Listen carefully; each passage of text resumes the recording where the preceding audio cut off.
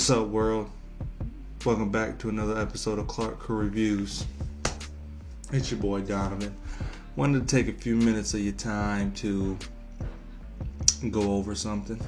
I'm not the first to talk about this. I'm not going to be the last to talk about it. But as a comic book movie connoisseur, I figured we should discuss it. So, Sony lifted the, I believe, social media review embargo for the Venom movie. So critics have released their first reactions. I do have to say they're not very good. This was a common concern with this movie, being a movie based around a villain. So how do you have a villain movie with no superhero to fight him, or hero in general, right? Like, this is probably going to be the first movie where the hero actually comes, the villain comes out on top. Maybe, I don't know. But how do you have Venom with no Spider-Man? Just like how do you have a Joker origin story with no Batman? So, I mean, I've always liked Venom as a character, a antagonist, of Spider-Man.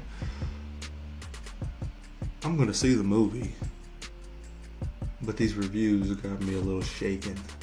Let's read a couple together, shall we?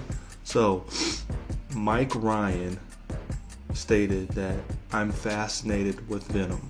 The cast seems to all know that they're in a darker superhero movie, except Tom Hardy, who was basically remaking Jim Carrey's Liar Liar. I liked Liar Liar. I kind of love watching this movie in a Rocky horror type of way. Like Rocky, like Balboa. At one point, Tom Hardy and Venom make out.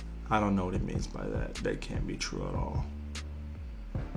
Another one, the Moth Meg at Rusty Polished said, social embargo for Venom is up.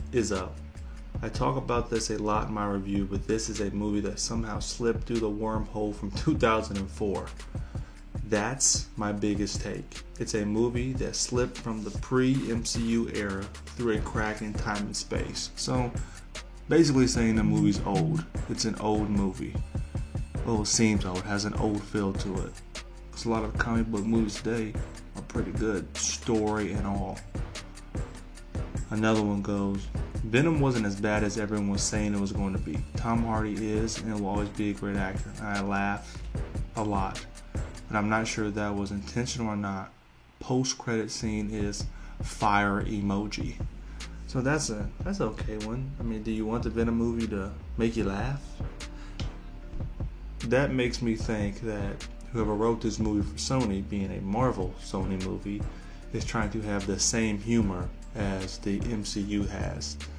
Like I've said before, that doesn't work for everybody. It's a Marvel movie, but it's a different studio. Might not work too well. Brandon Davis at Brandon Davis BD. Action sequences and Eddie and Venom's odd relationship are the highlights of Venom. But if Sony wants to move forward in the universe, it needs to just keep the few parts that work and scrap the large portion which doesn't. Large portion. Significant chunks of Venom don't work at all, but there is some serious charm to the Eddie-Venom relationship. Not sure I had an intentional reaction to some scenes, but fun is fun.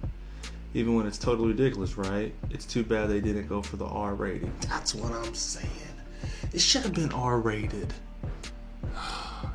If you ever put Carnage in one of these movies, it has to be R-rated. There's no excuse.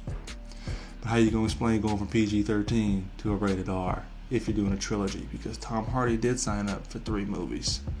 And I know they want to get Spider-Man at once. You can't go PG-13, R-rated, PG-13, unless you're never going to put Carnage in the movie.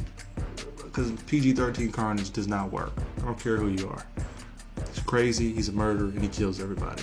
It's a symbiote that's attached to a serial killer. Unless you just do cut scenes to where he's about to kill somebody and there's no blood, and you cut away right as he's stabbing them or ripping them in half or whatever. Kind of like what they did with Meg. That Meg was PG-13.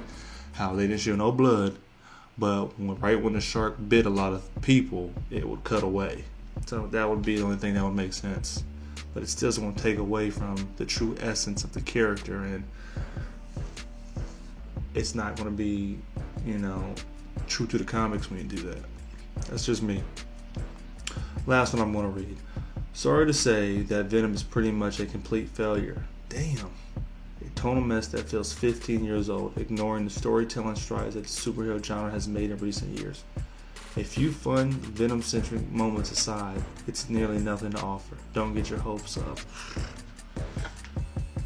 Tom Jorgensen at Tom Jorgensen bash. He didn't like it at all. I'm going to go see the Venom movie. I don't care what these critics have to say. You guys know how I feel about critics. I'm not a film critic. I'm just a consumer. Okay? Just tell you how I feel about it. These guys get paid to analyze the movie. Probably never read a comic book in their life. I did read one thing that said, if you're a fan of comics, you'll like the movie. That's typically how it goes. Critics hate certain movies. Comic book fans love them. And it's always torn. Usually it's torn because the general public doesn't understand, and it's a movie that's made for comic book fans, and they love it. So, who knows? I'm going to see it for myself and be my own judge. Let me know in the comments section down below if you're going to make the same choice, if you're excited or not to see the Venom movie. While you're here, like, share, subscribe to your boy's channel.